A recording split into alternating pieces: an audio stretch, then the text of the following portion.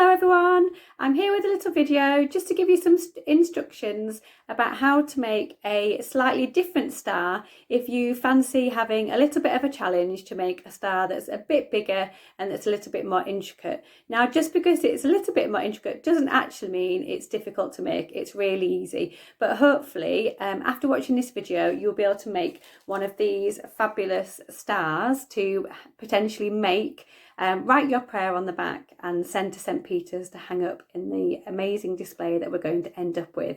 So it's really easy. It will take about 10 minutes of your time and I'll show you how to do it. So first of all, we need to get 6 squares of paper. Now obviously it's up to you how big your squares are. If you want to cheat, I've had a go at doing one of these with a pack of post-it notes, so you could have a really bright colourful star as well, and they're obviously automatically in square shapes, so you don't even need to cut them out. So once you've got your 6 squares, the first thing we're going to do is we're going to fold the square into half to make a triangle shape, like that, and then we're going to fold it in half again.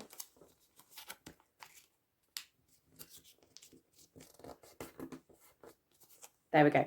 Now, the only thing we've got to remember with this is that we need to have it pointing a bit like a fish, looking that way, with the fold at the bottom. So the fold is at the bottom and the flap is at the top.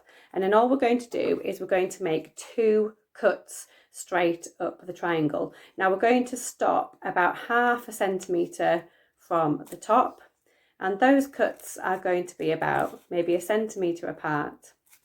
So I've made my cuts, and all I've got to do now is open it up, and it should look a little bit like this.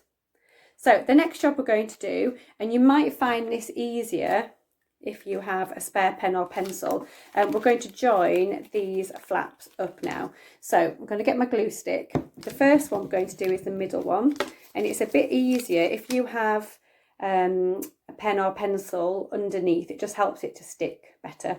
So I'm going to glue those 2 flaps over the pen and press it down, and then when I know it's pressed I can just take the pen out. And then we're going to do the same but just with the outside flap. So we're going to ignore the next flap and we're going to jump straight to the outside flap, and we're going to fold that the same way. So I'm taking one point, bringing it over to the other point and putting it on top. So that's what it should look like. Then what we're going to do is we're going to turn it round, and then we're going to join these 2 flaps in the opposite direction.